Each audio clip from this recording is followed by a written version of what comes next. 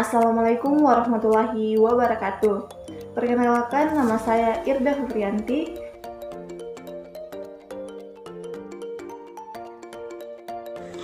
Assalamualaikum warahmatullahi wabarakatuh. Perkenalkan, nama saya Eka Novarida.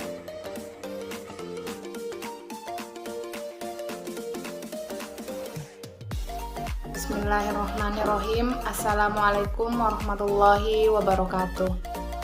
Perkenalkan, nama saya Sherly.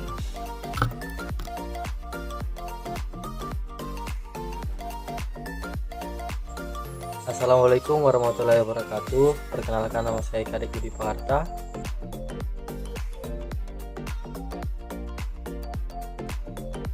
Bismillahirrahmanirrahim. Assalamualaikum warahmatullahi wabarakatuh. Perkenalkan, nama saya Vira Fitriani.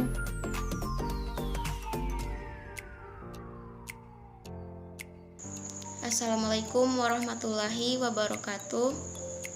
Perkenalkan, nama saya Nena Wibowo.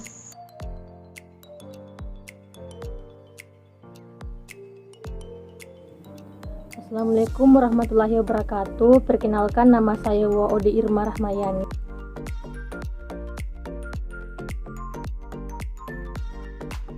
Assalamualaikum warahmatullahi wabarakatuh. Perkenalkan, nama saya Nirma Lastari.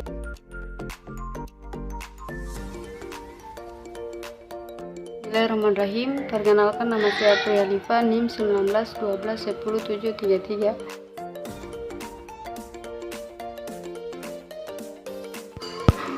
Bismillahirrahmanirrahim. Assalamualaikum warahmatullahi wabarakatuh. Perkenalkan, nama saya Irfan.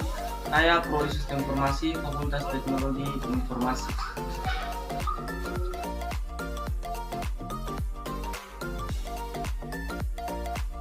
Baik, saya merupakan salah satu anggota kelompok dari kelompok 1, yang dimana kelompok kami bertugas untuk menjelaskan tentang aspek manusia dalam interaksi manusia dan komputer. Nah, untuk lebih jelasnya silakan simak video penjelasannya.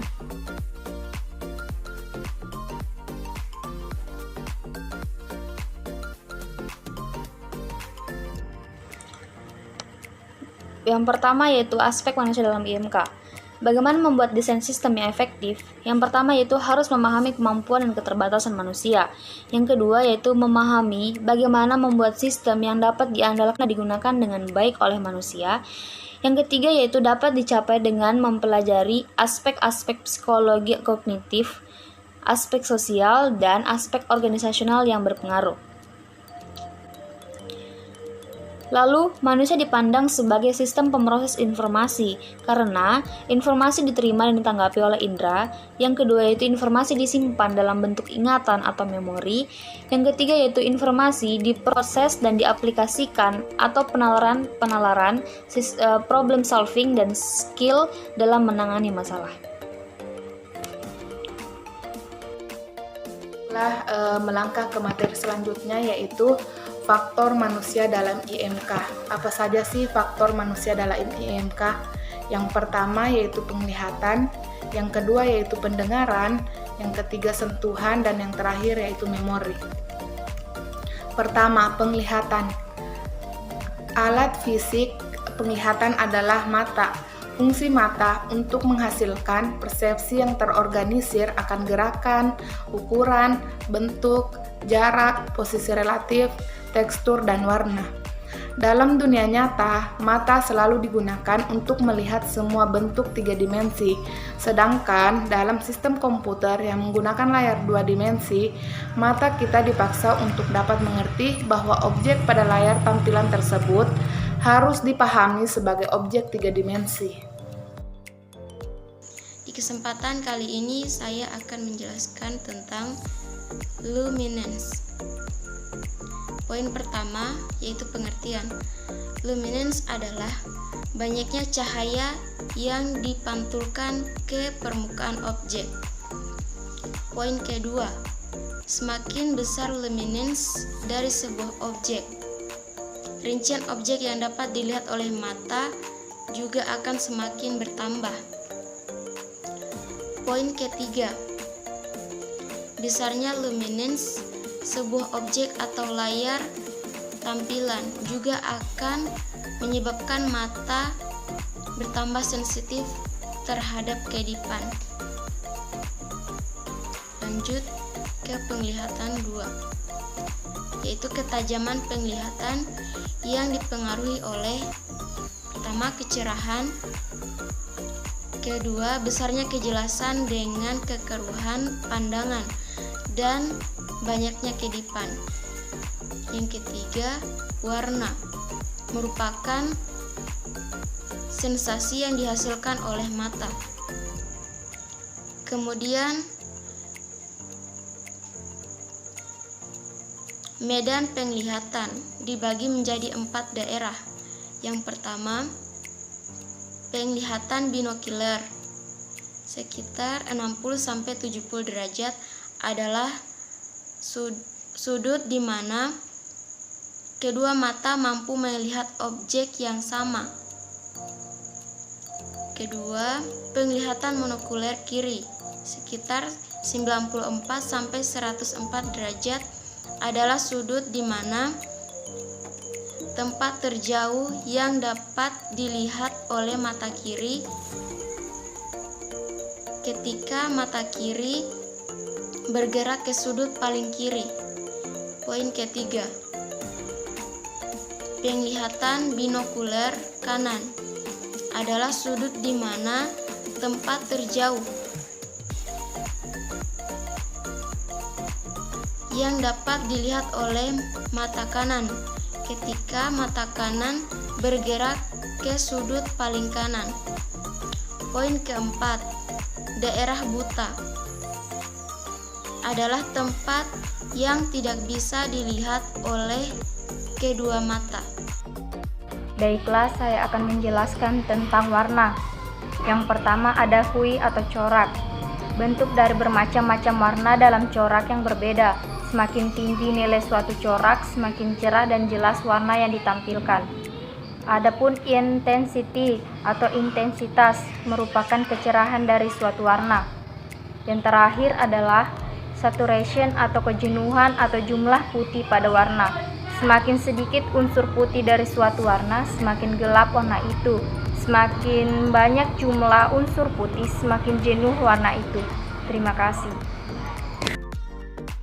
Baik, kali ini saya akan melanjutkan penjelasan dari rekan saya sebelumnya tentang materi aspek manusia dalam IMK, yang dimana dalam materi tersebut ada dinamakan penglihatan, dan dalam penglihatan ada beberapa aspek-aspek yang perlu diperhatikan, yaitu yang pertama aspek psikologi, aspek persepsi, dan aspek kognitif, yang dimana ketiga aspek ini menerangkan bahwa tidak sama sekali menganjurkan untuk menggunakan perpaduan warna yang cerah. Baik, adapun untuk dalam kombinasi warna, kami menyediakan dua aspek, yaitu yang pertama kombinasi warna terbaik dan kombinasi warna terjelek, yang dimana sebutkan contoh dalam kombinasi warna terbaik, yang dimana ketika berlatar belakang putih, garis tips dan teks yaitu biru 94%, hitam 63%, dan merah 25%.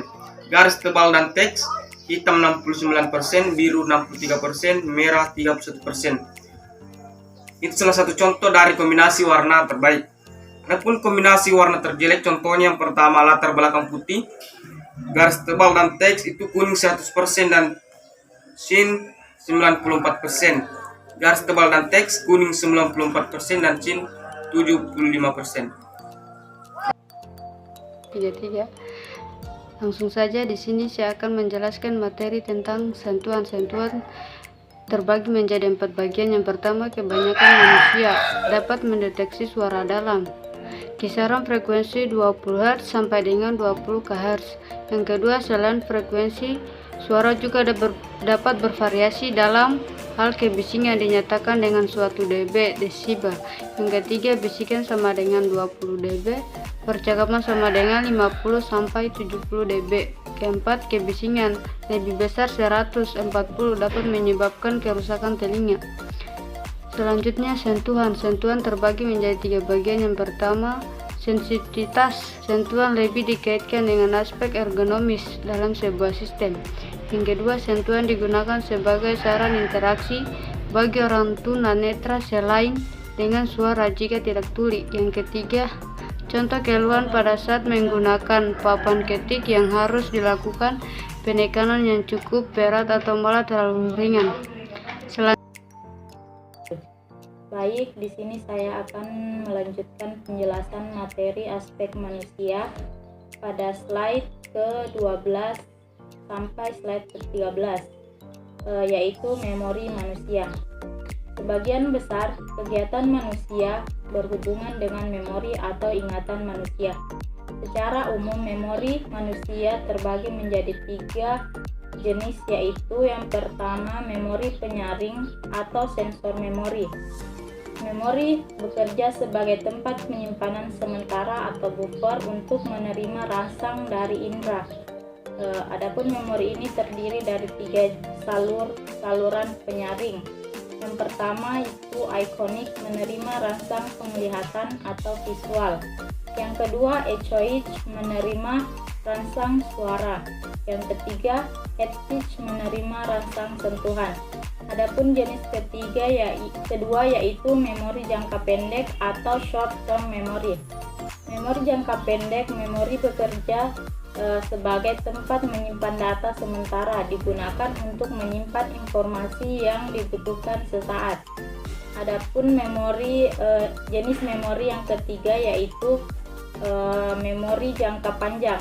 Memori ini diperlukan untuk menyimpan informasi dalam jangka waktu lama, merupakan tempat menyimpan seluruh pengetahuan, fakta, informasi, pengalaman, urutan perilaku, dan segala sesuatu yang diketahui.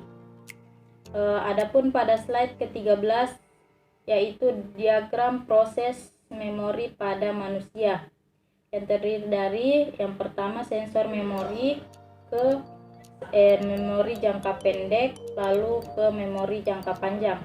Adapun prosesnya, sensor memori melalui proses perhatian, lalu ke memori jangka pendek, dan jika terjadi secara berulang suatu informasi atau pengulangan, maka akan menjadi memori jangka panjang. Di sini saya akan menjelaskan tentang modelan sistem pengolahan. Nah, baik manusia dan komputer masing-masing mempunyai piranti masukan, sistem pengolah, dan piranti keluaran. Dimulai dari manusia menggunakan piranti masukan, misalnya papan ketik dan mouse, untuk mengolah data atau memasukkan data dan memilih menu. Kemudian hasilnya tampil pada layar komputer sehingga dapat dimengerti oleh manusia. Keluaran komputer akan dipantau oleh sensor-sensor dalam diri pengguna, biasanya penglihatan dan pendengaran, untuk dilewatkan ke sistem kognitif yang ada dalam diri manusia. Keluaran dari sistem pengolah ini adalah tanggapan pengguna yang sesuai dengan apa yang ia lihat pada layar tampilan. Nah, kita lanjut pada pengolahan secara sadar dan otomatis. Nah, pengolahan pada manusia dibagi menjadi 2, yaitu pengolahan secara sadar dan secara otomatis. Nah, di mana pengolahan secara sadar yaitu di mana rangsangan yang didapat akan dikirim ke bagian intelektual dan memerlukan beberapa waktu untuk menghasilkan tanggapan yang sesuai. Nah, sedangkan pengolahan secara otomatis didapatkan itu secara refleks dan dengan waktu yang singkat. Adapun materi terakhir dari kelompok kami yaitu pengendalian motorik. Yang pertama, responder utama pada diri operator manusia adalah 2 buah tangan yang berisi 10 jari, 2 kaki dan 1 suara. Yang kedua, pengendalian motorik ini dapat dilatih untuk mencapai taraf kemampuan tertentu dan mempengaruhi bagaimana kita bergerak dan berinteraksi dengan komputer. Yang ketiga, aksi yang sederhana seperti menekan tombol keyboard melibatkan sejumlah pemrosesan. Pemprosesan aksi dimulai dari stimulus yang diterima sensor peraba, ditransmisikan ke otak untuk diproses sampai menghasilkan respon yang sesuai. Respon dari otak tersebut diteruskan ke otot alat gerak. Baik, itulah tadi pemaparan materi dari kelompok kami tentang aspek manusia dalam interaksi manusia dan komputer, di mana komputer dan manusia merupakan dua komponen yang tidak bisa dipisahkan dalam teknologi. Mewakili kelompok kami mengucapkan banyak terima kasih karena telah menyaksikan video yang telah kami sajikan tentang materi aspek manusia dalam IMK. Lebih dan kurangnya mohon dimaafkan. Billahi taufiq wal hidayah. Wassalamualaikum warahmatullahi wabarakatuh.